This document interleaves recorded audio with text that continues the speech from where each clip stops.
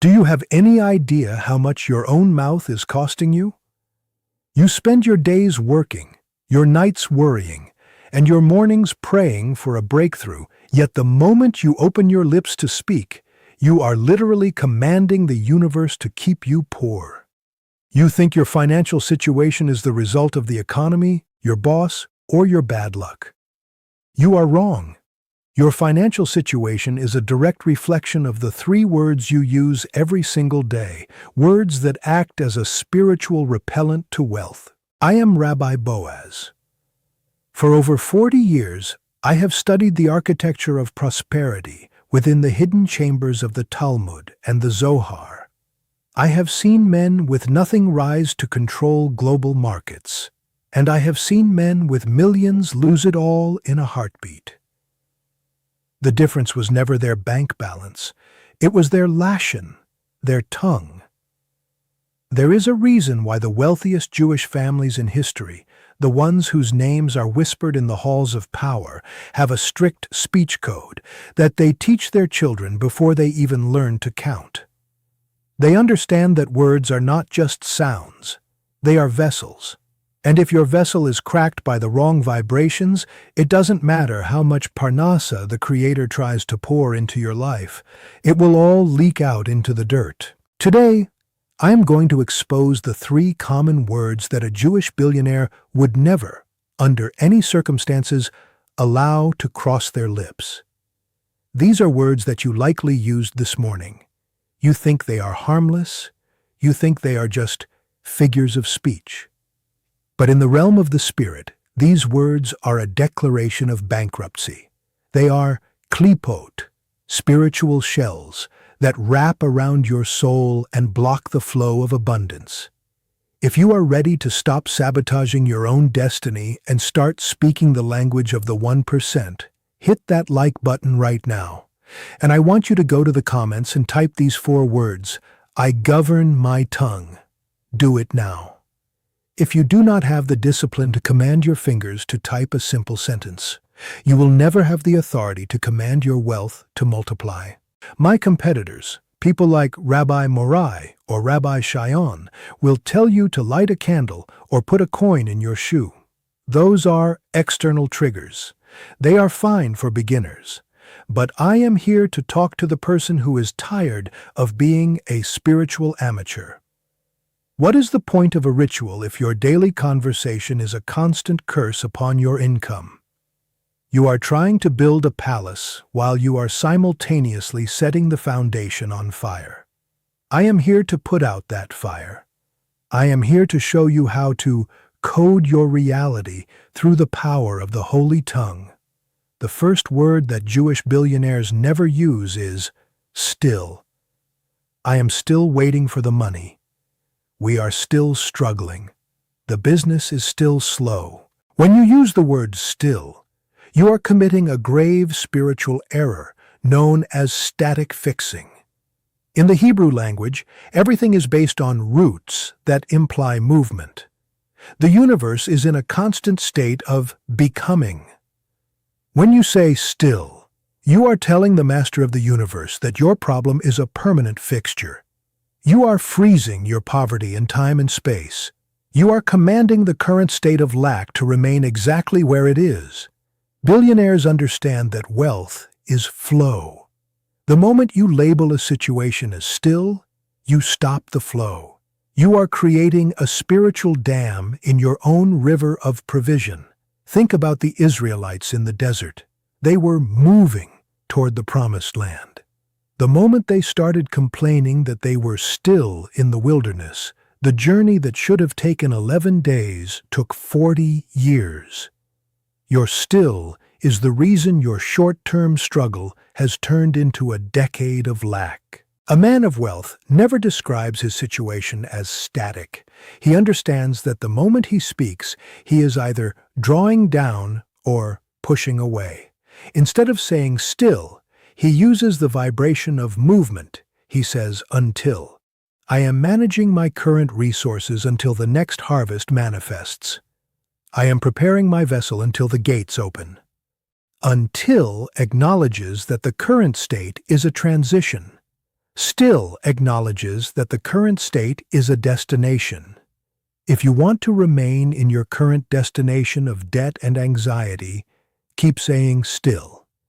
If you want to move, you must delete that word from your vocabulary tonight. The second word that Jewish billionaires never use is maybe. Maybe I'll get the contract. Maybe the economy will get better. Maybe God will help me. Maybe is the language of the double-minded man. The Zohar teaches that a blessing cannot rest on a vessel of doubt. When you say maybe, you are creating an unstable frequency. You are telling the universe that you do not trust the source. You are essentially offering a cracked cup to the heavens and asking for it to be filled with gold. The gold will simply pour through the cracks of your uncertainty. The wealthiest families I know do not operate in the realm of maybe. They operate in the realm of Betachon, absolute certainty. This is not arrogance, it is alignment. They understand that if they have done their hishtadlut, their practical effort, and they have aligned their kavana, their intention, then the result is a mathematical certainty in the spiritual realm. When you use the word maybe, you are signaling to potential partners, to the market, and to the angels of provision that you are not ready for the responsibility of wealth. Wealth requires a firm hand. A man who says maybe will maybe pay his bills. He will maybe show up on time. He will maybe keep his word. The universe does not reward maybe. It rewards hineni. Here I am. It rewards the yes and the no. If your life is stuck in a gray zone where nothing ever seems to fully manifest, it is because you have built your entire reality on the foundation of maybe. The third word that Jewish billionaires never use is want. Now this will shock the retarded people who think they are being spiritual by saying they want to be rich. They say, I want $1 million, or I want to be free from debt. Listen to me very carefully. In the spiritual legal system, the word want is a synonym for lack. When you say I want, you are broadcasting a frequency of empty hands. You are telling the universe, I am a person who does not have. And because the universe is a mirror, it reflects that not having back to you. It gives you more wanting. It keeps the object of your desire just 1 inch beyond your reach, because your very vibration is defined by the distance between you and your goal. A billionaire never says he wants, he says he commands or he receives. In the morning prayers, we do not say, God, I want to be grateful. We say, Modi Ani, I am grateful. We state the reality as if it is already engraved in the stone of existence. When you shift from I want to I am the vessel for, you change your spiritual posture from a beggar to a king. A beggar wants, a king allocates. If you are constantly wanting, you are perpetually lacking. Now let's talk about the mouth-to-market connection. You think that when you speak, your words just disappear into the air. You think that because no one is recording your private conversations, they don't matter. You are being spiritually retarded. Every word you speak is recorded in the heavenly ledger, and that ledger is exactly what determines your market value in the physical world. The market is not a random collection of buyers and sellers. It is a physical manifestation of collective spiritual energy. When you use the words still, maybe, and want, you are lowering your spiritual credit score. You are telling the market that you are an unreliable vessel. Why would the master of the universe send $1 million contract to a man who says, maybe I can do it? Why would the angels of Parnassa open the gate for a woman who says she is still struggling? They won't. They will bypass you and go to the person whose speech is solid as gold. This is where the silent substitution technique comes in. This is how the billionaires I have counseled actually reprogram their reality without the world even knowing they are doing it. They understand that before you can change your income, you must change your input. The substitution for still is until. The substitution for maybe is by design. The substitution for want is I allocate. Let's look at I allocate. When a billionaire needs $10 million for a new project, he doesn't say, I want $10 million. He says, I am allocating $10 million for this expansion. By using the word allocate, he is declaring that the money already exists in the upper treasury, and he is simply the authorized signer bringing it down. He is acting with malkut, sovereignty. He is not a beggar asking for a favor. He is a manager directing resources. Most of you are currently in spiritual debt because you have spent years wanting things you weren't willing to allocate the energy to receive. You have built an identity of lack. This is exactly why I created the Mazal reconstruction. Listen to me, because this is the light warning I promised. You are watching these videos and you think you are learning. You aren't learning, you are just browsing. You are like a man standing outside a bakery smelling the bread while he is starving to death. If you want to eat, you have to go inside and buy the bread. The Mazal Reconstruction ebook is the inside of the bakery. In this book, I reveal the midnight speech protocols, the specific things you must say to your spouse before you go to sleep to ensure that your vessel of provision is sealed against the demons of debt. I teach you the 7 names of wealth, the specific Hebrew permutations that billionaires use to brand their businesses in the spiritual realm so that customers are drawn to them like moths to a flame. I don't care if you buy the book for my sake. I have already reconstructed my Mazal. I am doing this because I am tired of seeing the holy sparks of my people trapped in the klipo of minimum wage and credit card interest. The link is in the description. Get the book or keep smelling the bread. The choice is yours. Now, let us get back to why these words are money repellents. There is a concept in the Talmud called Brit Karuta Lesfatayim. A covenant is made with the lips. This means that your lips have a binding power over the material world. When you say, I'll maybe have the money next week, you are literally cutting a covenant with uncertainty. You are signing a contract that says, I agree to let my provision be delayed or lost. The forces of the other side, the sitra akra, live in the gaps of your speech. Maybe is a gap. Still is a gap. Want is a gap. These are the holes in your bucket.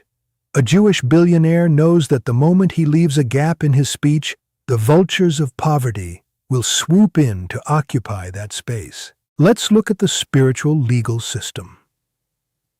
When you go before a judge in the physical world, you are very careful with your words. You don't say, maybe I was at the scene. You don't say, I still haven't committed the crime. You speak with legal precision because you know your life depends on it. Why then are you so lazy and stupid with your speech before the supreme judge of the universe? You speak about your finances with less care than you use when ordering a sandwich.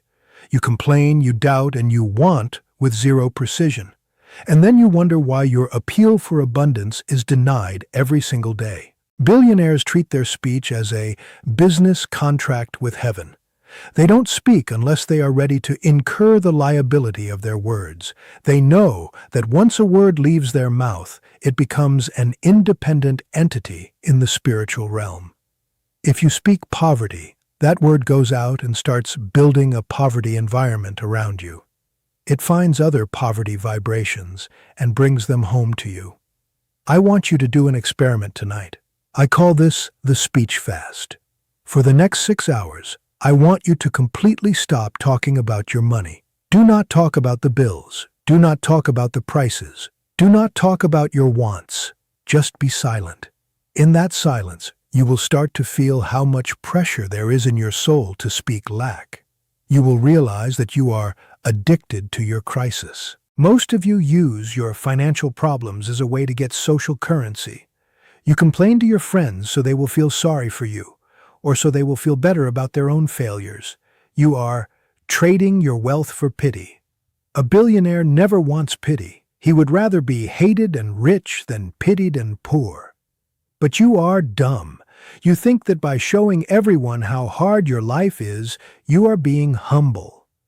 The Talmud teaches that silence is the fence for wisdom. I am telling you that silence is the fence for wealth. If you cannot say something that carries the vibration of sovereignty and certainty, then shut your mouth. Every time you open it to say maybe, you are literally throwing a gold coin into the ocean. This brings me to the mouth-washing ritual. This is not something I suggest you do once. It is a daily maintenance. In the ancient temple, the priests had to wash their hands and their feet before they could perform the service. But the sages teach us that in the time of exile, which is the time we are in now, the service is no longer on an altar. The service is in our conversation. Before you make a business call, before you go into a job interview, and before you sit down to plan your budget, you must sanctify your mouth. I don't just mean brush your teeth. I mean you must take a glass of water, add a pinch of salt, and rinse your mouth while saying, I wash away the klipo of maybe. I wash away the shells of still. I wash away the hunger of want. My mouth is now a vessel for the word of the king. When you do this, you are resetting the instrument. You are telling your subconscious mind that the old channel is closed. You are preparing to broadcast a new frequency. But I see some of you already rolling your eyes. You think this is magic. You think this is superstition. This is why you will stay poor. You believe in the magic of the Federal Reserve, which prints paper out of nothing and tells you it has value, but you don't believe in the spiritual physics of the mouth, which created the universe. You are rationalizing your own failure. Billionaires don't care if a ritual looks strange. They only care if it works. They are pragmatic. They have seen the results of these codes in their own lives. They have watched as a change in vocabulary led to a change in valuation. If you want to be a billionaire, you must start by auditing your inner circle. Who are you talking to? Are you talking to people who use the word still? Are you surrounded by maybe people? If you are being spiritually contaminated. Poverty is a frequency, and it is highly contagious. If you spend your lunch hour talking to people who are wanting their lives to change but are still doing the same thing, you will stay in their tax bracket forever. Billionaires only talk to allocators. They only talk to people who speak the language of the finished result. They don't discuss problems. They review solutions. They don't hope for the best. They command the outcome. Now, we move into the 72-hour mouth audit. This is the part where most of you will quit because it requires you to be honest with yourself, and honesty is the first thing that a poverty mindset avoids. You would rather blame the government or your upbringing than admit that your own internal dialogue is a trash heap of scarcity. For the next 72 hours, I am commanding you to perform a digital audit of your speech. Every time you send a text message, every time you send an email, and every time you leave a voice note, you must search for the 3 parasites: still, maybe, and want. If you find them, you must delete the message and rewrite it. This is not about grammar. It is about sovereignty. If you tell a client, I am still working on the proposal, you are telling them you are slow and blocked. You are lowering your value in their eyes. Instead, you write, I am perfecting the final details of your proposal until it meets the standard of excellence you deserve. Do you see how that shifts the power? One is an excuse. The other is a command of quality. If you are too lazy to audit your own messages for 72 hours, then do me a favor. Unsubscribe from this channel right now. I am not interested in fans. I am interested in success stories. If you cannot govern your thumb on a smartphone, you will never govern an empire. You are being spiritually retarded if you think small habits don't lead to big bank accounts. Now, let us get into the deep wealth theory of Amuna versus Betachon. Most people, even those in the church or the synagogue, use these words interchangeably. They are wrong, and their ignorance is why they are struggling to pay their rent. Amuna is usually translated as belief. It is a passive state. It is the belief that God exists, that He is good, and that He could help you. This is the level of the masses. It is better than nothing, but it does not trigger the flow of millions. Betachon, however, is active reliance. It is trust that is so solid it functions as a physical law. Betachon is the frequency of the billionaire. A man with Betachon doesn't say, "God might provide," the maybe mindset. A man with Betachon knows that the Parnassa is already on its way with the same certainty that he knows the sun will rise in the east. When you use the word maybe, you are demonstrating that you have a low Betachon score. You are telling the universe that you are testing the Creator. And let me tell you something. The Master of the universe does not like to be tested by people who haven't even mastered their own vocabulary. He responds to those who rely on him with the sovereignty of a partner. A Jewish billionaire has such high Betachon that he allocates, not wants, because he understands that the spiritual supply chain is never broken. He knows that the only thing that can delay a shipment of wealth is a cluttered receiving dock. Your receiving dock is currently cluttered with maybe and want. You are shouting, "I want money," while your vibration is screaming, "I don't have it." This leads us to the law of mani, the law of the response. In the Hebrew tradition, the way you answer a question determines the Mazal of the next hour. When someone asks you, "How is business?" and you say, "It's still okay," you are capping your growth. You are telling the universe to keep things average. Billionaires answer with expansionary speech.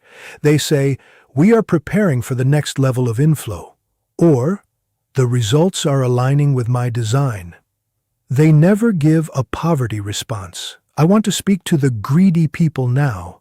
You are watching this and you are thinking, "Okay, Rabbi, I'll stop saying these words and then the money comes, right?" If that is your only goal, you are a vessel with a hole. Wealth is not just for your comfort. If you want money so you can be lazy and gluttonous, the angel of success will smell your rot and stay far away. Billionaires seek wealth because they want to be a conduit. They want to be the pushke for the world. They want to be the ones who fund the hospitals, the schools, and the holy places. If your vision is only as big as your ego, your Betachon will always be low. You are not trustworthy enough for $1 million yet. This is why I wrote the Mazal reconstruction. It is not just about money, it is about character architecture. Most of you are currently broken vessels. If $1 million hit your bank account tomorrow, you would lose it in a year because your identity is still built on want and still. You would buy a status symbol, which I told you billionaires never do, and you would leak all your energy to impress people who don't matter. In the Mazal Reconstruction ebook, I give you the 30-day blueprint to rebuild your vessel. I teach you the law of the hidden ledger, how to track your wealth in the spiritual realm so that you are never surprised by a physical loss. I reveal the sovereignty codes, the specific morning decrees that shift your identity from employee to owner, regardless of what your current job title is. If you are dumb enough to keep doing what you've been doing, expect the same results.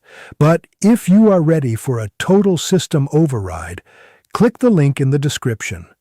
The price of the book will keep the lazy tourists out. Only the serious will enter the reconstruction. Let's wrap this up with the vibration seal. Words are vibrations. When you speak, you are carving the air around you. You are creating the aura that people feel when you walk into a room. If you walk into a boardroom or an interview vibrating with maybe and want, you smell like desperation. And desperation is a repellent to money. A Jewish billionaire walks into a room and it smells like result. It smells like finished business. This is because their internal vocabulary is already settled. Tonight, I want you to go through your house. I want you to look in your mirror using the ritual from the previous video, and I want you to reprogram your instrument. Repeat these substitutions until they are engraved in your brain. Until instead of still. By design instead of maybe. I allocate instead of I want. If you catch yourself saying one of the forbidden words, you must sanctify the error.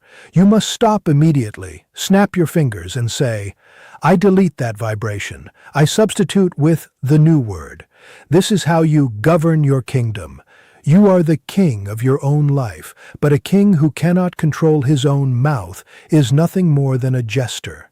Stop being a jester for the other side. Stop letting the demons of debt laugh at your speech. You have the knowledge now. You know the words that repel money. You know the substitutions that attract it. You know the difference between belief and active trust. You have the link to the reconstruction blueprint. The question is no longer, when will God help me?